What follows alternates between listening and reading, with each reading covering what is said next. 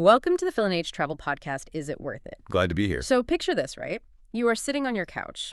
It's late at night, you're just scrolling through Agoda, and you see this listing. Oh, I know where this is going. Yeah, it's for the stunning beach bungalow on a Thai island.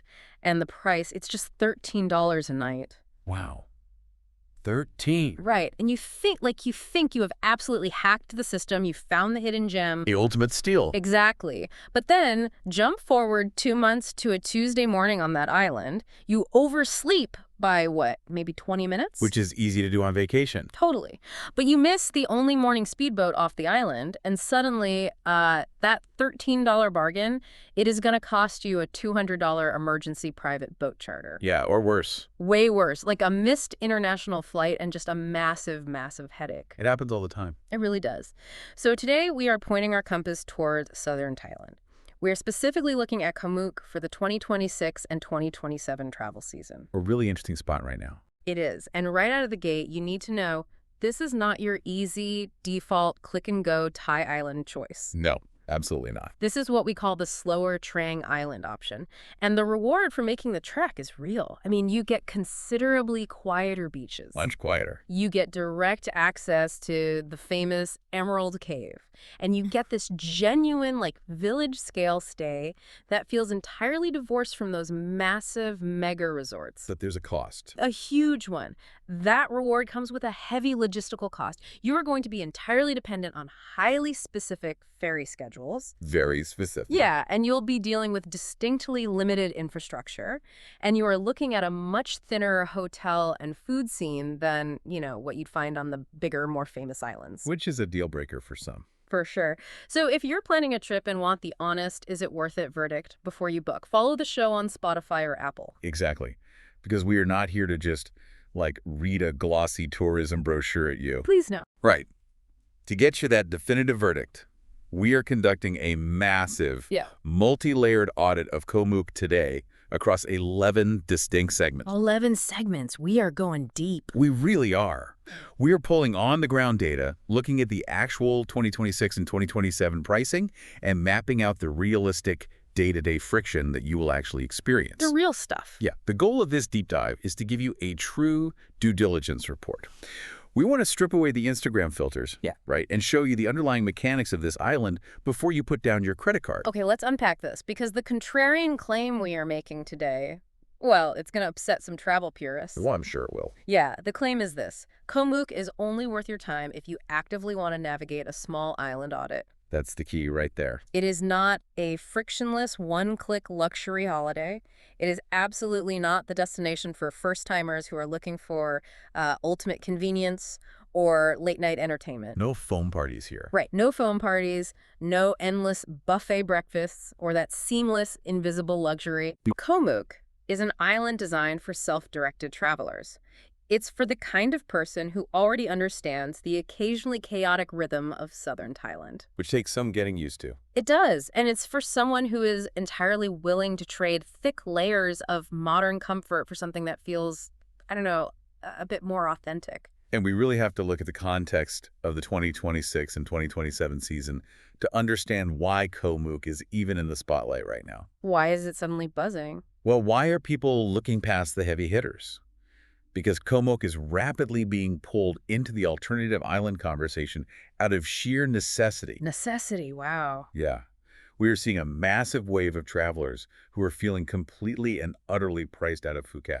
Oh, the prices there are wild now. Insane. The luxury creep there has pushed a lot of standard vacationers completely out of the market. Yeah, the everyday traveler can't do it. Exactly. Furthermore, travelers are just exhausted by the shoulder-to-shoulder crowding on Phi Phi. Oh, it's so crowded. And they feel they've already, outgrown the more developed paved parts of Koh Lanta. Right, so they're looking for an escape. So they look at the map of the Andaman Sea, they spot Koh Mook sitting down there in the Trang archipelago, and they think, here is the unschooled answer. Here is the Thailand from 20 years ago. Yeah, right. And that can be true, but only if you design the trip correctly. Right, because if you look at the activity roster that gets heavily promoted online, it genuinely sounds like a dream. It looks perfect on paper. It really does.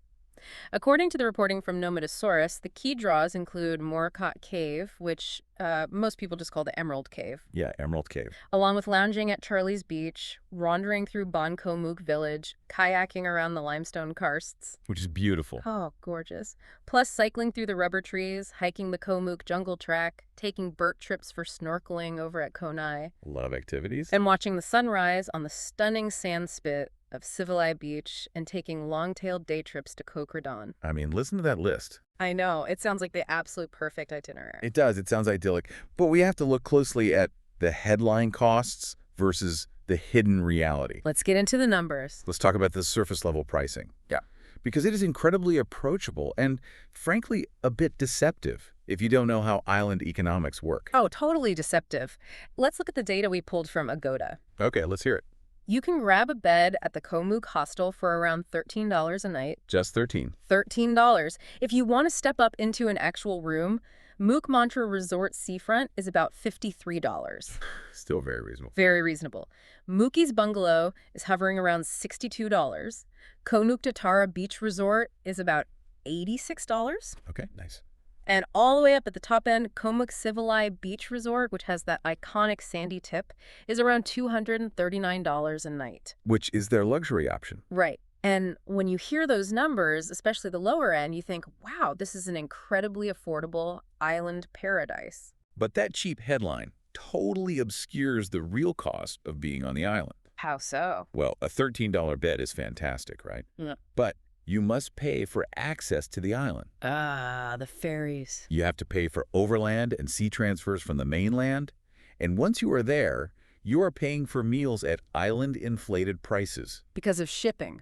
Exactly. Every single grain of rice has to be shipped in by boat. That adds up fast. And if you want to experience those amazing activities you just listed, the cave, Koh Kradan, the snorkeling, you are paying for private or semi-private boat trips. Right, you can't just walk there. Exactly. The island itself is just the staging ground. And perhaps most importantly, you have to budget for backup flexibility. Wait, expand on that backup flexibility. What do you mean by that? I mean, you have to budget actual cash or at least mental bandwidth for the very real possibility that the weather disrupts your carefully laid plans. Oh, because it's so exposed. Yes. If a storm blows in, those boat trips are canceled. If the sea is too rough, the ferries don't run. And you're stuck. You might be forced to pay for an extra night at a hotel, or you might have to charter a much larger, more expensive boat to safely get back to the mainland if you have a tight flight connection. Which goes back to the $200 emergency charter. Precisely. The hidden reality of a cheap island is that the friction costs money. Which brings us perfectly to the logistics of just moving around. We pulled the current data from Ferry, and it is a massive reality check. The schedules are brutal. They really are. They list Buntaya Speedboat operating 14 weekly sailings out of Koh Mook. But here is the catch. The timing. Yes, they primarily operate morning departures.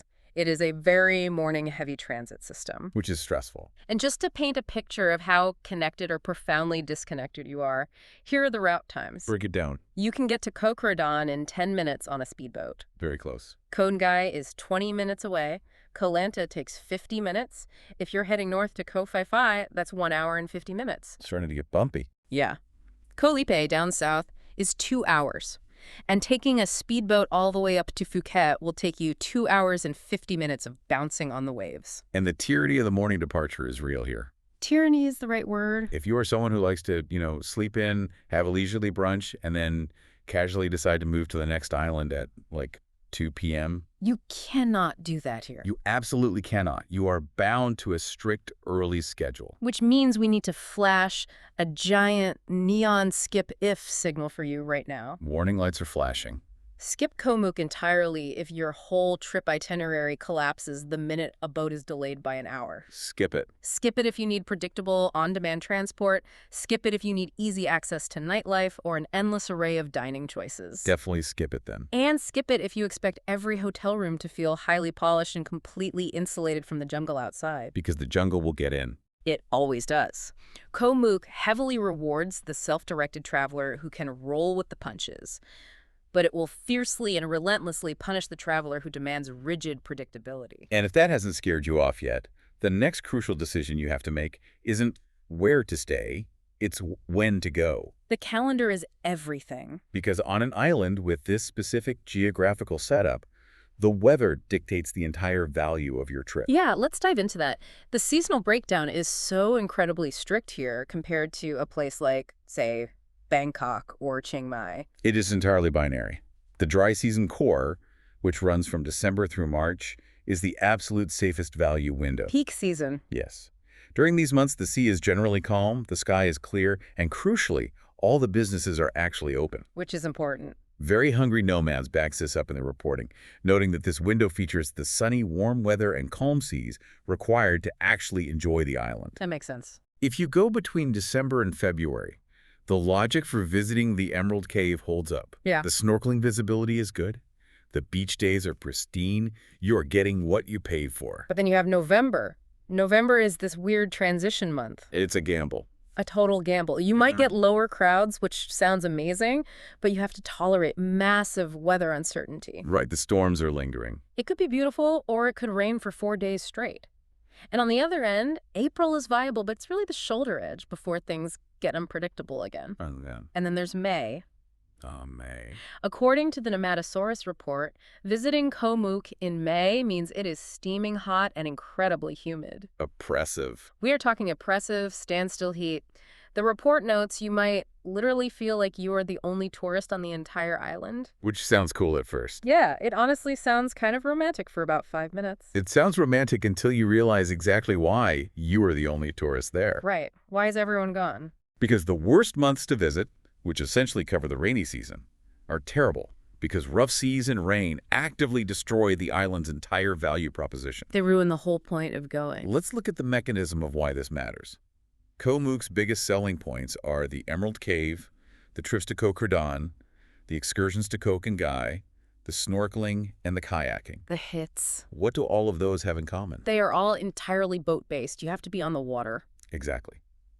If the sea conditions are too rough to take a small, long-tailed boat out safely, you are suddenly trapped. Oh, man. Island fever. You are confined to a very small island with virtually no fallback options. Contrast that with the big places. Right, if you go to Phuket and it rains, you can go to a massive indoor mall, you can go to a huge cinema complex. Get a massage indoors. You can retreat to a sprawling resort with an indoor pool and 5 restaurants. On Koh Mook, if it rains, you are sitting in your bungalow listening to the rain hit the roof. There is no plan B.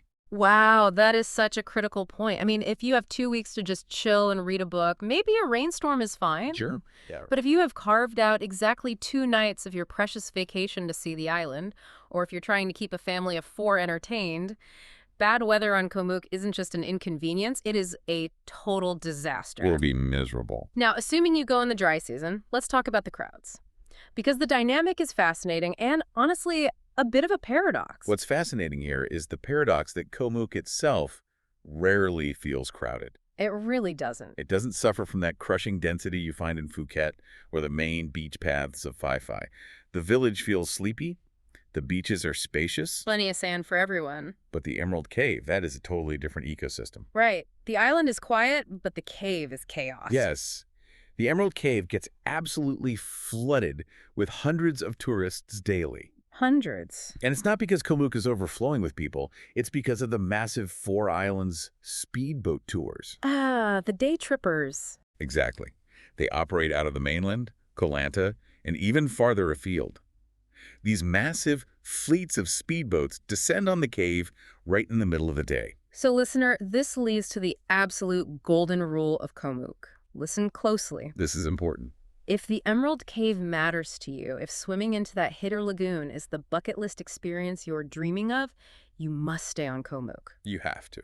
Do not try to be a day tripper from somewhere else. If you stay on the island, you can wake up early, hire a local long-tail boat captain, and zip over to the cave at sunrise. Beat the rush. You can actually experience the profound magic of the place before the massive tour groups arrive with their bullhorns and neon life jackets. However, we have to caveat that advice heavily. Okay, what's the caveat? Because even staying on the island does not guarantee you access to the cave. Wait, seriously, why not? Because of the tidal mechanics. Oh, the tides. Nomatosaurus specifically warns that access to the Emerald Cave is strictly dictated by nature.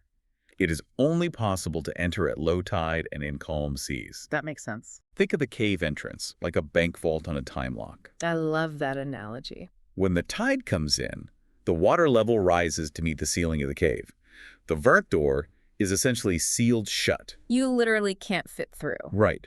If you try to swim through when the tide is high, or if there's a rough swell pushing water into the tunnel, the danger of being crushed against the jagged rocks or the cave roof makes it completely inaccessible. That sounds terrifying. You do not get to choose your schedule for the Emerald Cave. The moon and the ocean choose it for you. That is incredibly intense and so important to know. You can't just rock up at 2 p.m. and demand to see the caves. Nature doesn't care about your schedule. Okay, so assuming the weather is good and the tide is in your favor, you need to understand the geography of the island to book the right spot. Geography is everything here. Let's break down the zones because where you sleep defines your entire daily experience. The layout is actually quite simple to visualize. Let's look at the eastern side first. Okay, the east side. This is where you find Civilai Beach and the main arrival pier. The eastern side is all about arrival ease. Which is nice when you have luggage. Very nice. You get incredible sunrises, you have direct, walkable access to the main village, and there is far less logistical friction when you get off the ferry with your heavy bags. You just roll them down the path. Contrast that with the western side, which is home to Charlie Beach. Also known locally as Had Farang. Right, Had Farang. This side is where you go for sunset.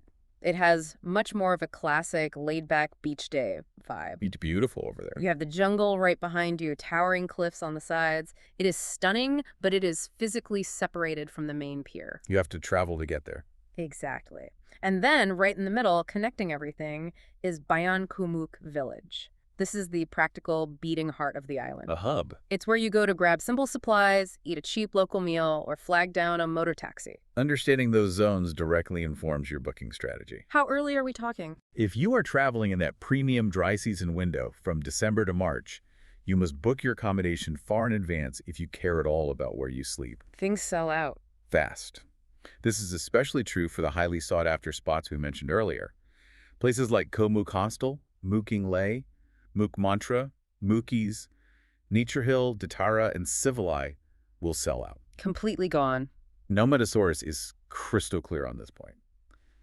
You need to secure nice resorts and quality hostels early in the peak season because inventory is just so low. If you roll the dice and go in November or April, sure, you have more flexibility to book last minute, but you are trading booking convenience for weather anxiety. Is it going to rain? You never know. And a very specific note here for families. Okay. You absolutely must book earlier than solo travelers or backpackers. Oh, without a doubt. A 22-year-old backpacker can tolerate being stuck in a subpar, sweltering fan room with a mosquito net if things go wrong. It's part of the adventure for them. But a family of 4 with 2 exhausted kids simply cannot. So you've chosen your dates, you've picked your zone, and you've booked your room.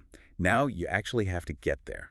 The fun part. And the journey itself is a massive filter. This is the reality check. I mean, think about the last time you flew into a major tourist hub. Maybe you flew into Phuket or even Koh Samui. Smooth sailing. You grab your bags, you walked out to an air-conditioned airport taxi, you sat in traffic for a bit, and then you glided smoothly up to a sprawling resort lobby where someone handed you a cold towel. Very luxurious. The Koh Mook arrival is the exact polar opposite of that experience. Let's outline the most logical arrival route if you were coming from the mainland. Okay, walk us through it. You would likely fly into Trang City on a domestic flight. From the airport, according to the Nomadasaurus guide, you need a combined taxi and boat transfer. A combo. Yeah. You will ride about 30 minutes by road through the province until you reach Kuan Tung Ku Pier. Then the boat. From there, you transfer your luggage onto a boat, usually a long-tail boat, to physically reach Koh Mook. And if you're coming from another island... If you're coming from other islands like Phuket or Lanta, your route is entirely dictated by those rigid morning speedboat departures we discussed earlier. And this leads to your first major friction point on the island, the physical sensory experience of arriving. It's a lot. Picture this. You step off the boat onto the pier or, sometimes directly into the shallow water depending on the tide. Say goodbye to clean shoes. Yeah. The heat hits you instantly. You are dragging your roller luggage through sand and uneven concrete. Wheels are useless. Completely useless. There is a cluster of local moto taxis waiting, motors idling. It is a bit chaotic. This is what we call a location tax in real time. A location tax, I like that. This is where your choice of geography pays off or penalizes you. If you booked accommodation on the Civileye or pier side, congratulations, your life is incredibly easy. You just walk? You simply walk a short distance, roll your bag, and you are at the front desk. But if you booked over at Charlie Beach for those gorgeous sunsets, You gotta pay the tax. you now have to negotiate a bumpy, informal moto-taxi ride across the island with all your luggage balanced on a sidecar. Which, by the way, costs about $1 to $2 per person, which translates to roughly 40 to 60 bed. It's cheap. It's cheap, but it's a hassle when you are tired and sweaty. But once you navigate that initial burst of arrival chaos, you encounter the first genuinely positive surprise of Koh Mook. And what's that? The scale of the island is incredibly manageable. It really is. It's tiny. The distances between things are very short. The streets are extremely quiet, which makes renting bicycles highly effective and totally safe for getting around the village. Bicycles are great there. If you prefer a bit more power, scooter rentals are very affordable. They're cited at around $7 a day. Not bad at all. And the best part, the main traffic hazards aren't massive trucks or speeding minivans. Well, They're literally stray dogs napping in the sun and chickens wandering across the dirt roads. it is incredibly charming. But the ultimate verdict on the arrival experience is that it is highly manageable for Thai travel veterans people who know how to hop on a longtail and don't mind sand on their shoes.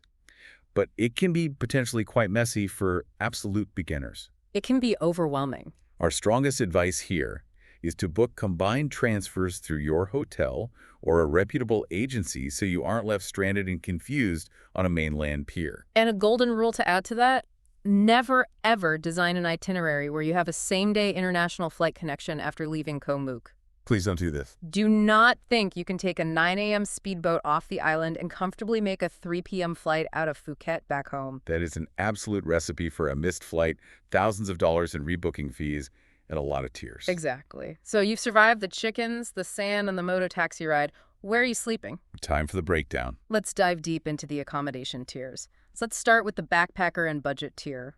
We spotlighted Koh Mook Hostel, which is an incredible value, averaging around $13 a night. A true bargain. Nomadasaurus notes it has free Wi-Fi, which is crucial, and it is located just a short walk from Civileye Beach, giving you premium beach access on a budget. Location is great. There are other basic options in this tier, too, like bamboo hut bungalows, and Koh Mook had Farang bungalow. But the analytical trade-off in this budget tier is incredibly stark. You get what you pay for. And you need to be honest with yourself about what you can handle. You are keeping a significant amount of cash in your pocket, absolutely. Yeah, But you are explicitly sacrificing comfort. a lot of comfort. You are sacrificing resort polish, swimming pools, and guaranteed quiet. At this price point, you might be dealing with thin bamboo walls where you can hear your neighbor breathe. Awkward. You might only have a fan instead of air conditioning, and you are living a very rustic island reality. Yeah. Insects will find their way in. It's authentic, but it's raw. Moving up a level, we find the mid-range couples tier. This is truly the value sweet spot on Koh Mook. The suites. Let's translate what you get for your money here. You're looking at places like Mook Ngai, which runs around $45 a night. Nice. Mook Mantra is about $53, Mookies is $62, and Datara is $86. But listener, we need to calibrate your expectations regarding the word mid-range. Good point. What does it mean here? When you hear $86 beach resort, you might picture a sleek, modern, glass-fronted boutique hotel. Look at an infinity pool. Right. On Koh Mook, mid-range means simple and comfortable. It means you get a clean bed, reliable air conditioning, and a functional private bathroom. Basic necessities. It does not mean boutique perfection. Oh. You will not find artisanal, locally sourced soaps in the shower, and no one is offering you a pillow menu. Right. It's clean, it's cold, and it's safe. That's what you were buying. Exactly. Now, what about families? This raises an incredibly important question regarding family logistics, which is our next constraint. Families have it tough here. Bringing a family to Koh Mook introduces immediate daily friction. Explain the friction. If a family stays on the Civileye or pier side, they dramatically reduce their transport stress upon arrival and departure. They can walk to get breakfast. Easy enough. But if they stay on the Charlie Beach side, they have to navigate that bumpy moto taxi transit for almost every single meal outside their immediate resort area. And as a parent, you have to constantly calculate these variables. You have to worry about the midday heat exhausting the kids. The stroke is real. You have to worry about the limited food range for picky eaters. There isn't a McDonald's or a giant pizza place around the corner. Just local food, mostly. You have to consider the distance to any medical access if someone gets an ear infection. And, as we mentioned earlier, you have the looming threat of weather ruining your boat plans. Leaving your kids trapped and bored in a small, simple room. Which is why some people try to buy their way out of the friction by looking at the luxury and comfort tier. Throwing money at the problem. And really, there is only one giant headline in this category. Koh Mook Civilized Beach Resort, which sits at about $239 a night. The big one. Nometosaurus points out that it occupies this breathtaking, stunning sandy tip of Civilized Beach. It's a gorgeous location. It gives you unparalleled panoramic ocean access. It has swimming pools, a spa, an on-site restaurant, and an in-house tour agency. But a massive warning is necessary here. Lay it on us. At $200+ a night in a developing rural area, you need to deeply understand what you're actually buying. You're not buying perfection. Exactly. You are paying purely for the island's best geographical position. Yeah. You are not paying for Phuket-level 5-star infrastructure. The service won't match the price tag. You will not find a master chef executing culinary innovation. You will not experience seamless, invisible, intuitive service where a butler anticipates your every need. It's just not that kind of island. You are paying a massive premium because they have secured the absolute best stretch of sand on a remote island, and building pools and maintaining air conditioning out there is incredibly expensive. That is such a crucial distinction. A $200 resort on Koh Mook won't magically produce a paved 5-star dining district right outside its front doors. Not at all. You step out of the luxury resort and you are immediately back in the rustic village. Back to reality. And that reality check brings us perfectly to the topic of food, groceries, and etiquette. Let's talk about food. Let's talk about what happens when you get hungry, because the dining scene here is specific, highly localized, and requires a bit of walking. It is not an island of endless culinary variety. You are not going to find Mexican food, authentic Italian, and a vegan smoothie bowl cafe all on the same street. Nope. Adjust your expectations. But the local options are excellent if you know what to expect. Let's paint a picture of a dinner walk. You've got places like Koh Mook City Center Restaurant and Bar, which is brilliant for massive seafood platters and standard Thai dishes. Authentic choices. There's Happy Restaurant, which serves classic, unpretentious Thai food. If you are over at Charlie's Beach watching the sunset, you can hit up Koh Seafood, where you're eating curries literally looking out over the ocean. That sounds amazing. In the village, you'll find Miss Island Bakery for your morning carbs, Mayo Thai Restaurant, Sugar's Cafe and Restaurant, Perfect Bar and Restaurant, and Mung Bar. The variety is narrow, but the execution is usually very solid. And we can actually price out this menu to give you a highly accurate, audio-friendly budget breakdown. Let's look at the costs. A basic, everyday Thai dish like a simple pad Thai or basil chicken is going to run you between $2 and $5. Super cheap. If you want a more complex curry, especially in one of the more tourist-heavy zones near the resorts, expect to pay $4 to $8. If you want to splash out on a larger seafood plate, like a whole grilled fish, that will range from $10 to $30, entirely dependent on the weight of the catch that day. Which is standard for islands. A morning coffee or a fruit smoothie is $2 to $5. A local beer is $2 to $4.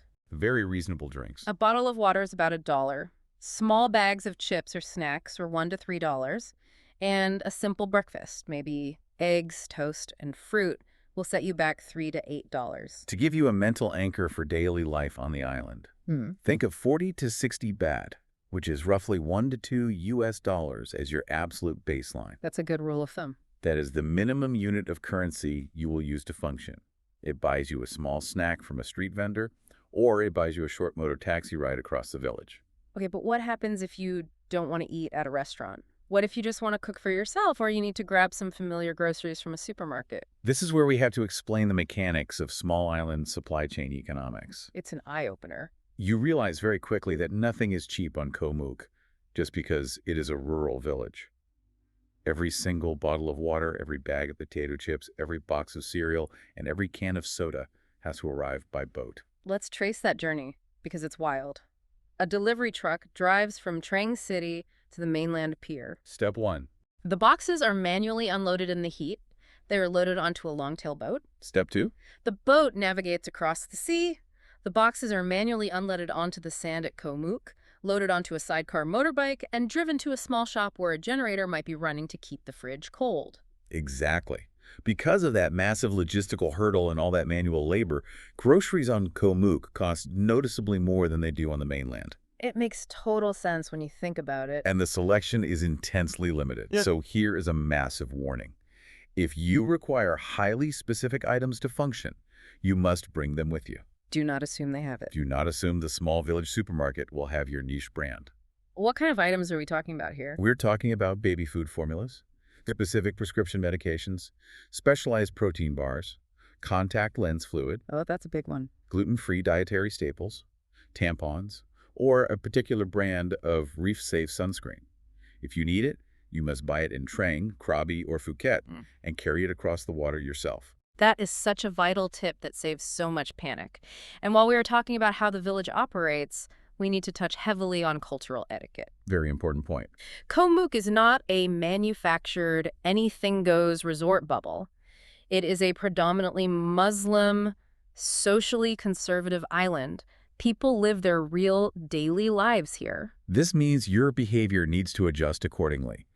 This is absolutely not the place to walk down the main village street in just a bikini or board shorts. For us. When you leave the sand of the beach to go get a coffee or buy water, put on a shirt and wear a sarong or pants, Yeah. dress modestly out of respect for the local community. And the nightlife here is incredibly limited, which directly aligns with the local culture. There are no full moon parties. None. Also, tipping is appreciated. You should round up your bills at restaurants and definitely tip the long-tail boat crews directly if they provide great service or keep you safe in choppy water. They work hard. But above all, please do not treat this local village like it's a playground built purely for your amusement. Respect the space, respect the quiet, and respect the people. Which brings us to the ultimate synthesis of all these financial factors. The grand total. When you combine the accommodation costs, the slightly elevated island-priced food, the absolutely required boat trips, and the local transport, how much is this actually going to cost you per day? Here's where it gets really interesting. We have broken down the daily budget into 5 distinct traveler profiles. Let's run the numbers. Let's start with the backpacker. If you are doing this on a shoestring, you are looking at $35 to $55 a day. Okay. Breakdown. How does that break down? $13 to $25 goes to a basic fan room or hostel bed. $10 to $18 for food, assuming you stick strictly to simple Thai dishes and aggressively avoid massive seafood splurges. $2 to $7 for transport, like renting a bicycle. $5 to $15 averaged out across your stay for maybe one shared boat activity, and a $5 to $10 buffer. But here's the brutal reality of the backpacker budget on Koh Mook. It's fragile. One private boat day completely shatters this budget. If you hire a private longtail to Koh Kradan, you have blown your budget for the next 3 days. You're in the red. You have to be incredibly disciplined, and you have to accept that you won't be able to do every activity. Then we have the mid-range couple. We project $75 to $150 per person per day. That's a solid range. That assumes you are splitting a $45 to $100 room, so that's $23 to $50 each. Food will be $20 to $40 a day, which allows for breakfast at a cafe, coffees, and the occasional seafood dinner at sunset. Very comfortable. Transport is $5 to $15 for scooter rentals or multiple moto taxis. Tours will average $15 to $50 per person, assuming you visit the Emerald Cave or take a snorkeling trip, plus a $10 to $25 buffer. The reality is, the financial sweet spot for a genuinely comfortable, stress-free mid-range trip is around $110 per person per day. That feels right. That is the number where you admit to yourself that you are going to be taking those boat trips and you aren't going to stress over the price of a fruit shake. Now, for the family of 4, this is where the numbers take a massive jump. You need $220 to $420 a day. Big jump. Accommodation alone is $80 to $220 because you need space, multiple beds, and reliable air conditioning. Essential for kids. Food is $50 to $100 to cover 3 meals and constant kid-friendly snacks. Transport is $15 to $40 because moving 4 people plus luggage across the island requires multiple sidecars. The logistics add up. Tours are $50 to $150 for the whole family, and your buffer needs to be $25 to $60 for logistics and emergency medicines. So if a family plans a 4-night stay on Koh Mook, it is going to land somewhere between $900 and $1,700 entirely before you even factor in the flights to Thailand. It is not a cheap family getaway. For the luxury traveler, we estimate $350 to $700 a day per couple. Big spenders. $200 to $350 goes directly to securing a premium room at Civileye or a similarly positioned premium spot. With a view. Food and drinks are $70 to $150 if you are eating resort seafood and having cocktails without counting pennies. Transport and private tours are $60 to $180 with a $30 to $70 buffer. But as we noted earlier, the issue for the luxury traveler isn't the total dollar amount. It's what you get for it. It's the limitation of what you can actually buy. If you have a budget of $1,000 a day, you literally cannot spend it here. There's nothing to buy. The island simply lacks the product depth, the high-end spas, and the fine dining to support true, bottomless luxury spending. And finally, we have the digital nomad profile. If you are staying a full month, you are budgeting roughly $1,350 to $2,400. Monthly budget, okay. That's $600 to $1,400 for a room depending on AC in the season, $350 to $650 for food, $80 to $220 for transport, $150 to $350 for activities, and a massive $170 to $400 buffer. But wait, looking at those numbers, they seem pretty reasonable for a month in Thailand. Why would a digital nomad struggle here even if they have the budget? It all comes down to the friction of the digital environment. Nomads, by definition, rely on infrastructure to make money. Right. Internet, power. On Koh Mook, power outages are a regular reality. The mobile data networks and the hotel Wi-Fi can be severely compromised by heavy weather or just general network congestion. That's a nightmare for work. If you are a writer working on a novel offline, it's paradise. But if you are on a tight corporate deadline, or if you need to host clear, high-definition video calls with clients in New York or London, this island will stress you out to the point of a breakdown. You'll be panicking. It is far better suited for a one-week decompression break than it is for a serious, highly productive work month. Exactly. Even with a perfect, well-padded budget, the island is littered with hidden traps that can cost you serious time and money if you aren't paying close attention. Let's dig into the 3 named logistics traps that catch people out every single season. Trap number 1, the Emerald Cave Timing Trap. The mechanism here is simple. Tourists read about the cave online, they see a beautiful photo, and they assume it operates like a museum. Like it has opening hours. Yeah. They think you just buy a ticket and show up whenever it's convenient for your schedule. And the reality is much harsher. As we touched on, access is entirely dependent on low tide and calm seas. Which you can't control. But even if the weather is absolutely perfect, you are still dodging hundreds of day trippers from those 4 islands tours. If you get the timing wrong, you might find yourself physically unable to enter the cave because the water is too high. Blocked out. Or worse, the tie is right. But you arrive at noon and you are stuffed inside this dark tunnel shoulder to shoulder with 200 strangers kicking you with their fins, which completely ruins the magic of the experience. The fix for this trap is totally non-negotiable. First, plan for at least 2 mornings on the island so you have a weather backup day. Have a buffer. Second, ask the locals at your hotel about the tide schedule the night before. They will know exactly when it is safe. Local knowledge is key. Third, book a private longtail boat for sunrise to beat the crowds. And finally, just avoid the cave entirely if you are someone who cannot mentally tolerate a weather-related cancellation. Trap number 2 is the last ferry and morning boat trap.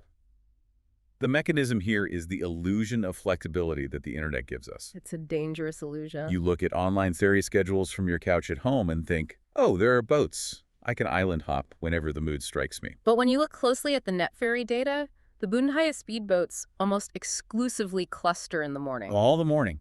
If you sleep in, if your breakfast takes too long, or if your local moto taxi gets a flat tire and you miss that narrow morning departure window, you are stuck. You missed your window. You are on the island for another 24 hours. And the penalty for missing that boat isn't just a minor inconvenience. It has a cascading financial effect. It dominoes. It can cost you $50 to over $200 in extra accommodation, or force you to hire a private emergency boat charter, or result in entirely rearranged onward itineraries and missed flights. So the fix is straightforward. Never, ever build a same-day Long Island transfer that connects to an international flight. Just don't do it. Sleep near your major hub like Phuket, Krabi, or Trang the night before you fly out. Trap number 3 is what we call the small island comfort illusion. The comfort illusion, yes. The mechanism here is the dangerous assumption that a simple island equates to an easy island. That is a critical misunderstanding of rural travel. Travelers think simple means laid back and effortless. It doesn't. The reality is that simplicity requires effort. Yes, there is a single ATM on the island, but it might run out of cash, and credit cards are practically useless unless you are standing at the reception desk of one of the major resorts. Cash is king. There are very limited shops, which means basic goods cost a premium. Medical options are minimal, essentially just a basic clinic. There will absolutely be insects in the keeper bungalows, and once dinner is over at 9 p.m., the island basically shuts down. The lights go out. The romantic illusion of a simple life often masks the reality of daily, grinding inconveniences. The fix is to be ruthlessly self-sufficient. Bring enough Thai baht in cash to cover your entire stay. Bring your meds. Bring your essential medical supplies, bring a headlamp, and bring a good book, because there is no movie theater to go to after dinner. And that comfort illusion directly relates to the realities of safety and physical well-being on Koh Mook. Let's look at the real risk hierarchy. When we talk about safety in Southeast Asia, travelers often obsess over crime, theft, or scams. Pickpockets, things like that. But on Koh Mook, crime is simply not the dominant issue. It is a small, tight-knit community where everyone knows everyone. It's very safe that way. The actual statistical dangers that will ruin your trip are entirely environmental. We are talking about water safety in unpredictable currents, the physical condition and safety equipment of the local boats you hire, extreme heat dehydration from walking across the island at noon, and above all, scooter accidents. Nomatosaurus explicitly advises wearing a helmet if you rent a scooter. Yet nobody does. So many travelers completely ignore this because it's a quiet island with no traffic lights. But a patch of loose sand on a quiet road will take you down just as fast as a car in a city. Precisely. Now, how does this environment affect solo female travel? Generally, Koh Mook works very well for solo travelers, precisely because the island lacks an aggressive, alcohol-fueled late-night party scene. No drunk crowds. You don't have to deal with swarms of intoxicated tourists. But we have to acknowledge that quiet cuts both ways. What do you mean by that? How can quiet be a negative? I want to push back heavily on the popular travel blog notion that a quiet destination is automatically a perfectly safe or comfortable destination. Right. Yes, there are fewer intoxicated crowds, but quiet also means empty dirt roads at night. It means very few streetlights. It gets pitch black. It means there is absolutely no backup transport if you find yourself stuck on the other side of the island after dark and it starts to rain. For solo travelers, the rule is to keep your night movement incredibly simple, carry a flashlight, and try to stay relatively close to your accommodation after the sun goes down. And what about family safety and comfort? We mentioned the friction earlier, but it's worth reiterating the physical realities. It's not a playground. The Emerald Cave, for instance, requires swimming through an 80-meter dark enclosed sea cave. It can be terrifying. For an adult, let alone a kid. It is an actively bad idea for toddlers, or, frankly, anyone who is a weak or nervous swimmer, even with a life jacket. If you are a parent who needs the psychological peace of mind of a 24-hour medical clinic, paved sidewalks for strollers, and a dozen restaurants with dedicated child-friendly menus, Koh Mook is going to induce constant low-level panic. You'll be stressed the whole time. You should really be looking at Koh Lanta instead. And just to briefly touch on the nightlife aspect regarding comfort, the issue with nightlife on Koh Mook is entirely about its absence, not any inherent danger. You're not going to get mugged outside a club. There was no bar hopping scene. You are not going to be wandering down a beach between fire shows and thumping clubs. If that high-energy social scene is what you want out of a Thai island experience, you'll be deeply, profoundly bored here by your second night. Okay, we've spent a lot of time talking about the friction, the traps, the costs, and the dangers. We've audited the downsides. It's been heavy. But what about the magic? Why do people even make the trek? Let's look at the absolute best moments the island can offer, paired with the most honest disappointments. Let's do it. Best moment number one is undoubtedly the Emerald Cave, provided you execute it flawlessly.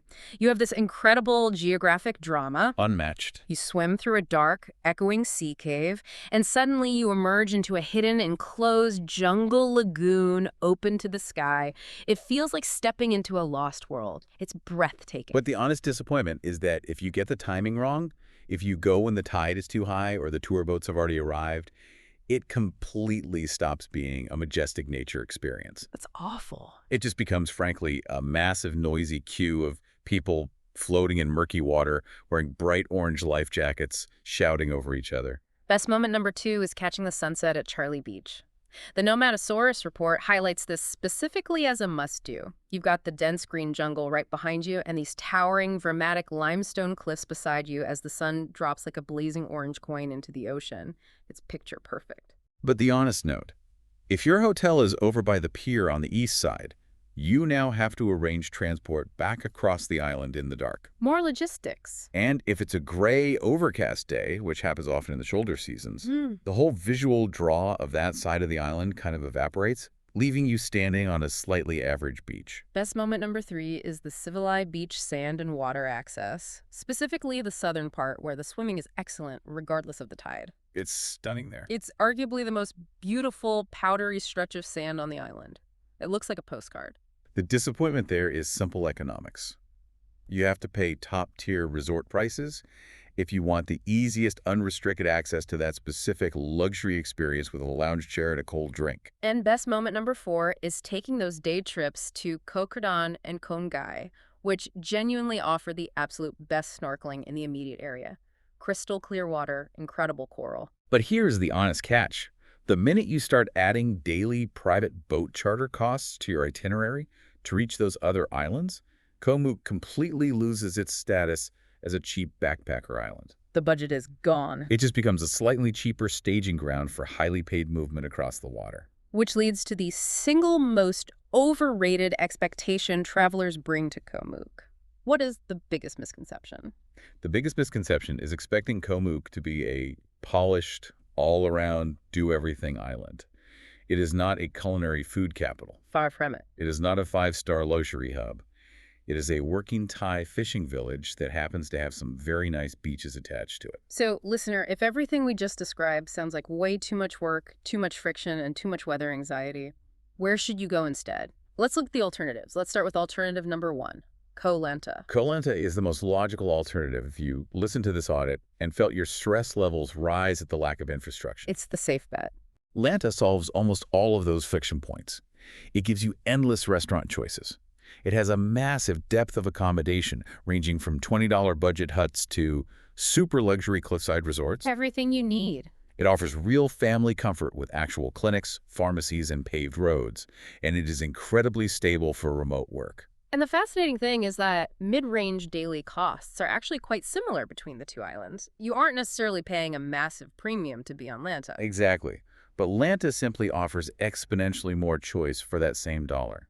If you have children, if you have medical anxieties, or if you need to open your laptop and absolutely guarantee a video call will connect without dropping, you should choose Koh Lanta. Alternative number two is Koh Ngai. And this is interesting because according to the net ferry routes, Koh Ngai is only a 20-minute boat ride away from Koh Mook. Very close neighbor. It is incredibly close geographically, but the vibe is totally fundamentally different. Koh Ngai is a pure, isolated, quiet beach and snorkel stay. The nuance here is that Koh Ngai almost entirely lacks the local village life that defines Koh Mook. There is no main street with cheap local restaurants, no stray dogs sleeping outside a 7-Eleven equivalent. It's just resorts. You are mostly eating and drinking directly at the resorts, which means your daily food and lodging costs will be noticeably higher. Makes sense. Choose Koh Ngai if your absolute priority is pure beach isolation and you don't mind paying a premium for it. Choose Koh Mook if you want a local village atmosphere, you specifically want to see the Emerald Cave early, and you prefer to use your island as a strategic, slightly cheaper base camp to explore the surrounding waters.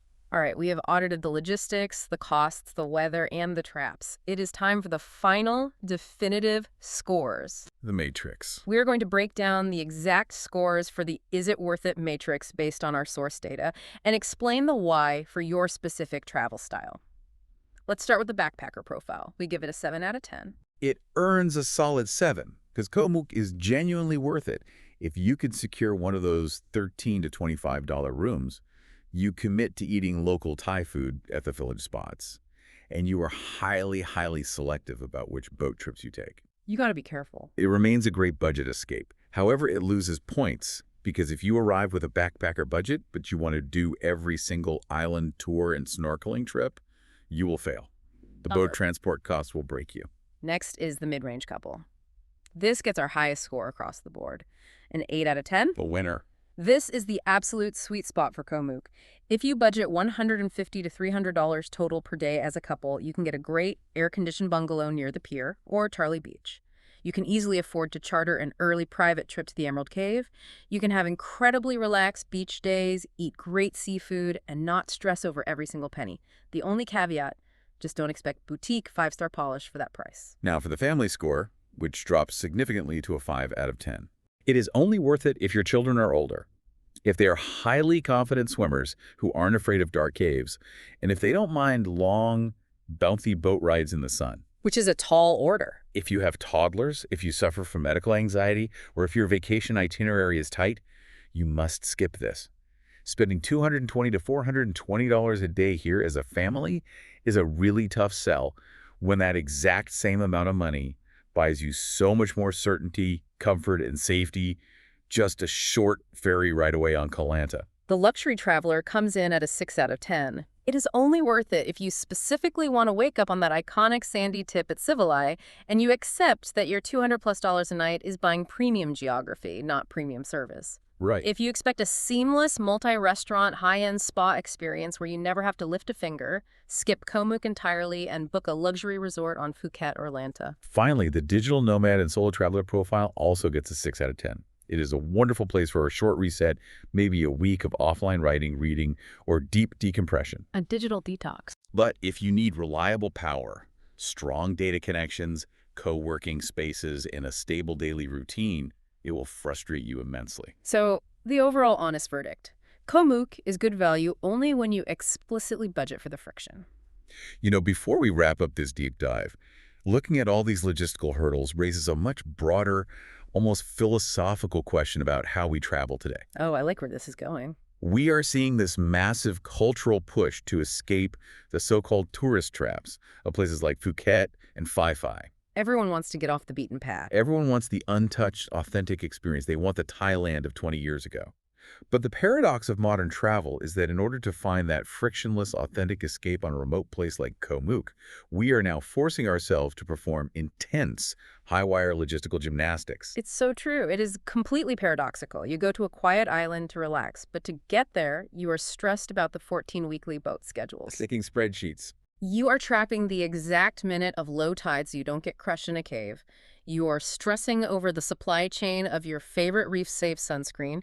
And you are awkwardly negotiating over a 40-baht moto taxi ride in the sand. It's exhausting. Does this intense pursuit of an authentic experience actually destroy the relaxed, carefree mindset we are traveling to find in the first place? It's almost like we're working a second job of travel logistics just to prove to ourselves and to Instagram that we aren't typical tourists. It is definitely something for you to mull over as you plan your next escape. If this gave you the honest verdict you needed, follow the show. New episodes drop every day. That is the honest verdict from Phil and H.